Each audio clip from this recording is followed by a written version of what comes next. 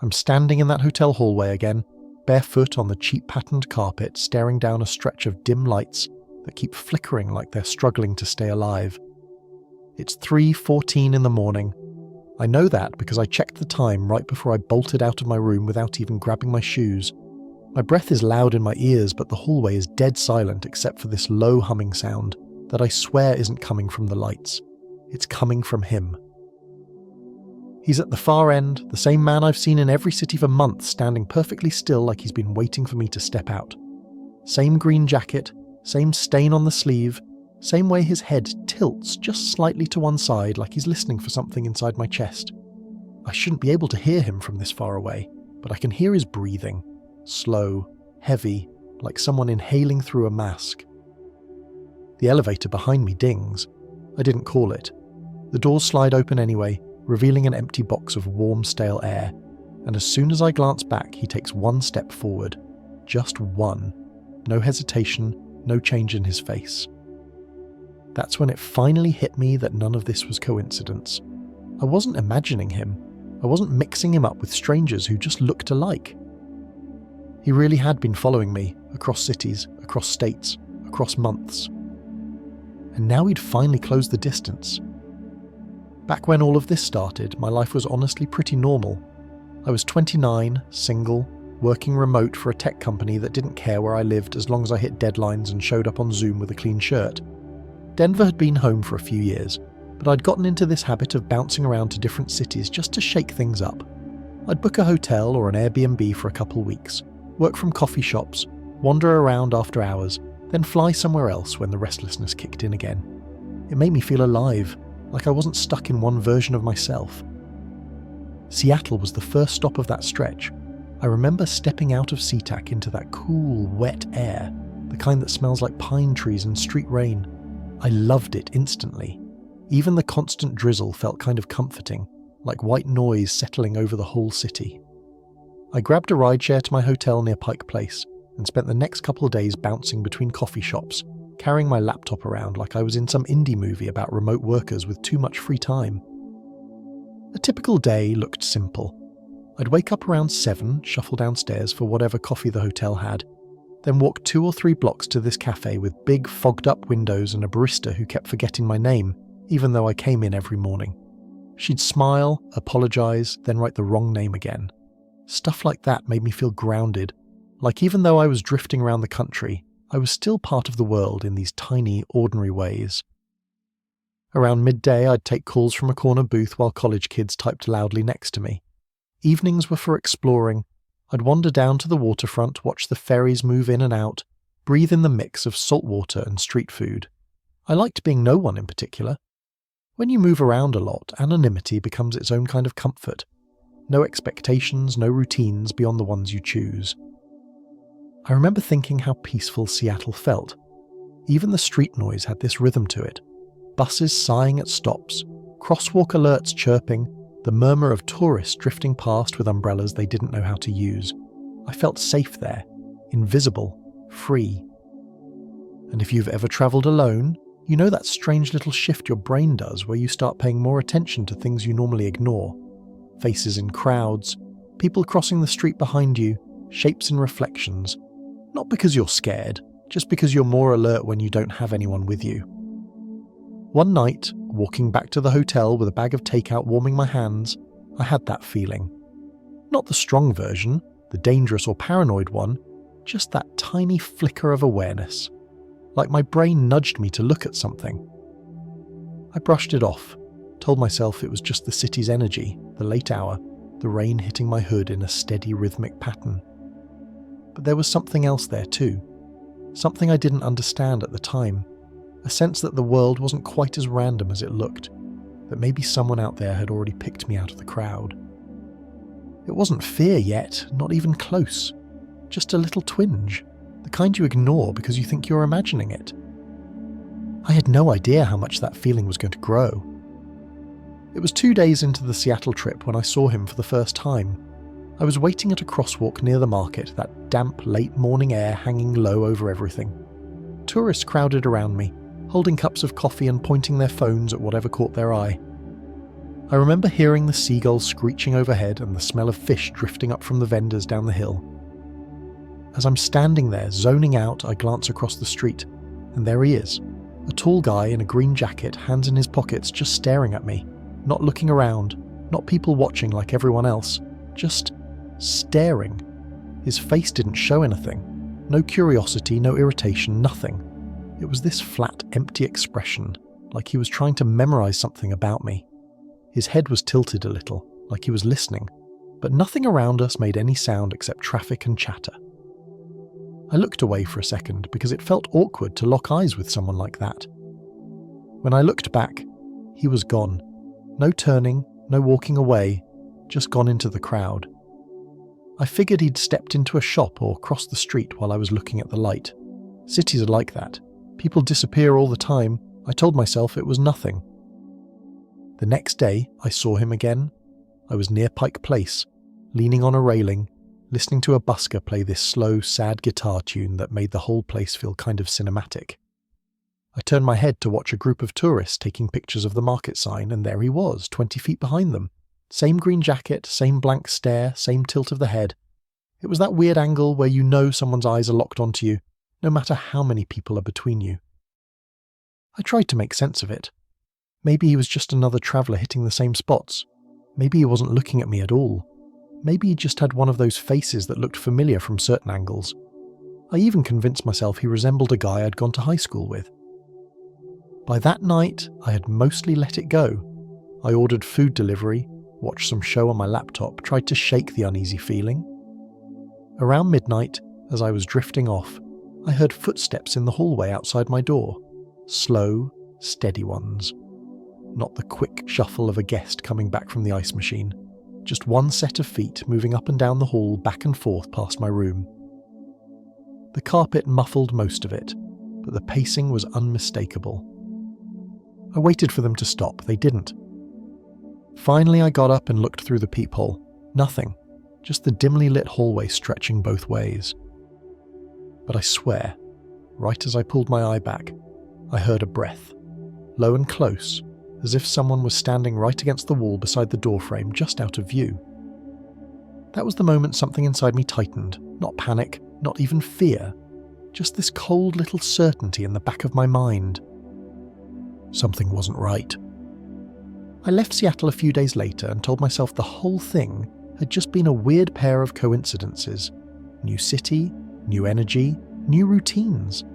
I figured Chicago would shake the feeling loose.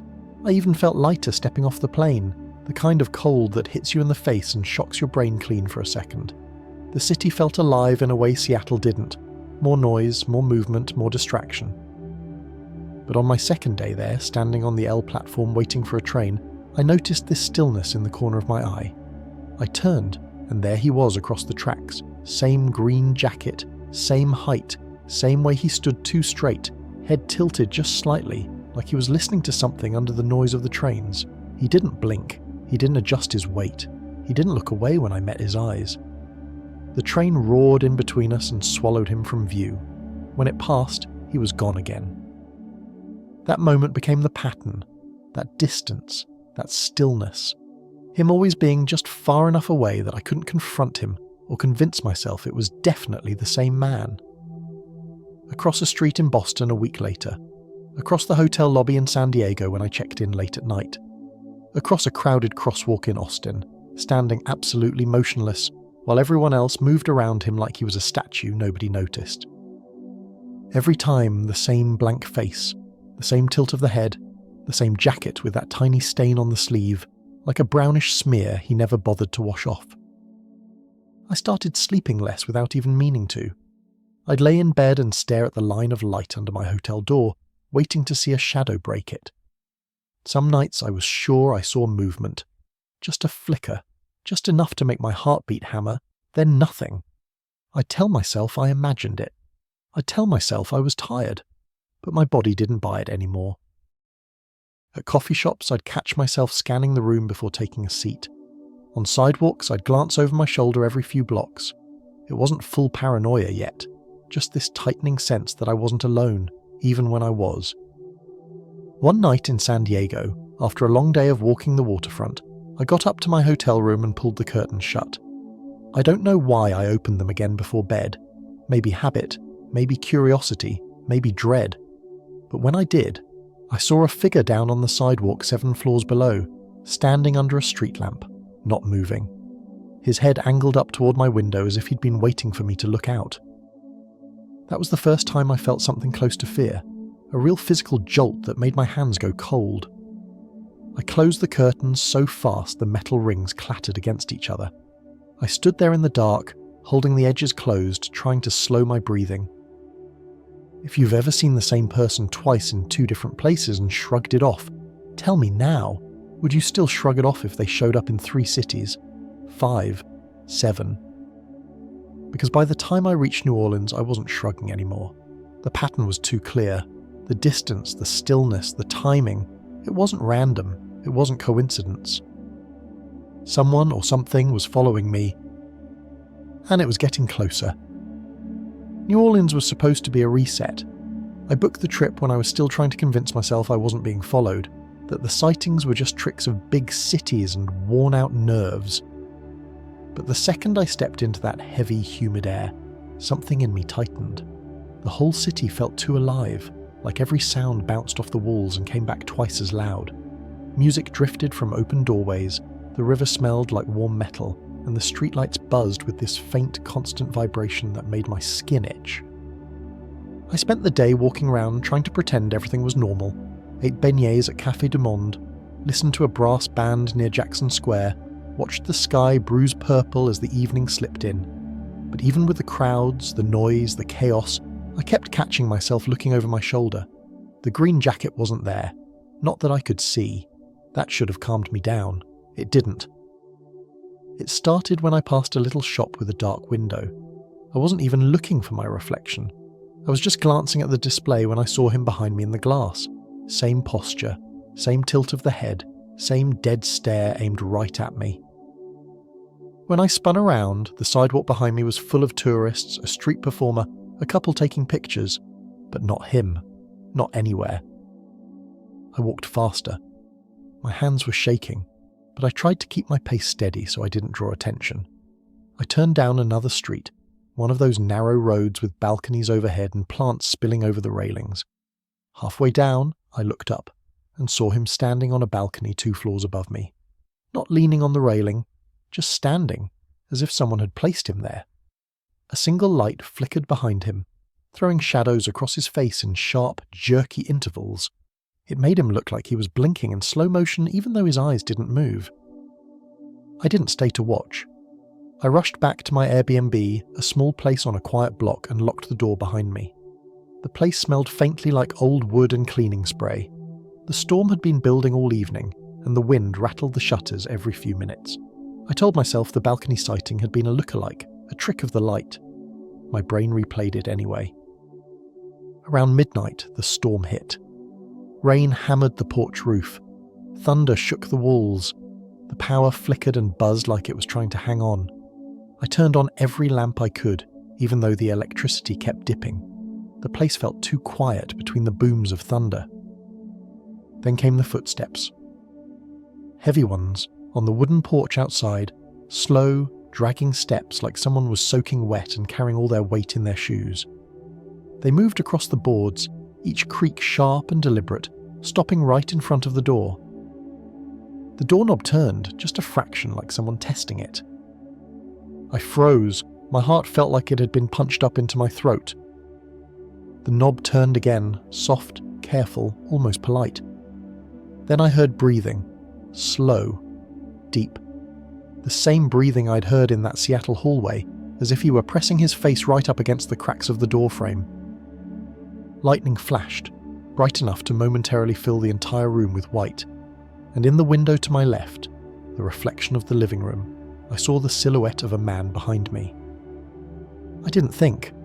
I grabbed my backpack, didn't even check if it was zipped, and ran for the back door. The screen clattered behind me as I bolted into the alley, rain hitting my skin like needles. The air felt thick and electric. I didn't hear him chasing me. No pounding footsteps, no shouting, but I felt him behind me, steady and calm, like he didn't need to rush. When I reached the end of the alley, the street was empty except for one flickering streetlight, and he was standing under it, completely dry, as if he hadn't been on the porch, as if he'd been waiting for me there the whole time. His head tilted a little more, the movement slow and unnatural, like his muscles weren't working right. Every time the light flickered, his face seemed a little closer to me, even though he didn't move. A car pulled around the corner, headlights splashing across the wet pavement. A rideshare I desperately ordered without even remembering I tapped the screen. The driver leaned out the window and yelled for me to get in. I practically dove into the back seat. He asked if I was okay. I didn't answer. I couldn't look away from the rear windshield. The stranger was still under the streetlight, still staring, still perfectly still. As the car drove away, he didn't follow. He didn't move at all. The last thing I saw was the light flickering, dipping into darkness, then coming back on, revealing the empty spot where he'd been standing. But I swear, even after he disappeared, I could still feel his eyes on me. I flew back to Denver the next morning without sleeping a single minute. My clothes were still damp when I boarded the plane, and I kept checking the aisle every time someone walked past, expecting to see that green jacket sliding into the seat beside me. When I finally got home, I locked my apartment door twice and stood there in the entryway, listening to the silence like it was something alive. The police didn't take me seriously. I went to the station with this tight, shaky feeling in my chest and told them everything, or at least the parts that didn't sound insane. A man following me across multiple states. Same face, same clothes, same behaviour. They told me it was probably different people, that travel stress can make strangers blur together, that unless he physically threatened me, there wasn't much they could file. One officer asked if I'd been drinking when I saw him. I didn't bother arguing. I threw myself into trying to make my place feel safe. New apartment across town, cameras on the door, blackout curtains on the windows. For a while, the cameras helped. I'd check them obsessively, sometimes 3 or 4 times a night, always expecting to see someone standing down the hall or outside the building, but nothing ever showed up, at least not at first. Sleep didn't get easier. I kept waking up around 3, heart pounding hard enough to hurt, convinced there was someone standing just out of sight. I stopped travelling, stopped going out after dark, stopped answering calls from friends who wondered why I'd suddenly gone quiet. I didn't know how to explain it without sounding irrational, without sounding like someone who'd lost touch with reality. Weeks passed, then months, and just when I started to believe maybe the distance had saved me, I got an email from an old hotel loyalty account I hadn't used in ages. It said someone had tried to log in from an unfamiliar device. I clicked the security log and my stomach dropped. The attempted logins were from cities I'd stayed in, Chicago, San Diego, New Orleans, all in the same week. All at times that didn't make sense unless someone was moving faster than a person could reasonably travel. I closed my laptop and sat in the dark for a long time, listening to the hum of my refrigerator and the faint traffic outside. My apartment suddenly felt too exposed, even with the curtains drawn. A few nights later, I woke up at 3:07 a.m. to the sound of footsteps in the hallway. Not loud ones, just that soft, steady pressure of someone walking on carpet. They stopped right outside my door. No knock, no voice, just silence so complete it made my ears ring. I watched the bottom of the door, waiting for a shadow to move across the light. Nothing came through. After a minute, the footsteps started again, heading toward the stairwell. I stayed frozen in bed, barely breathing.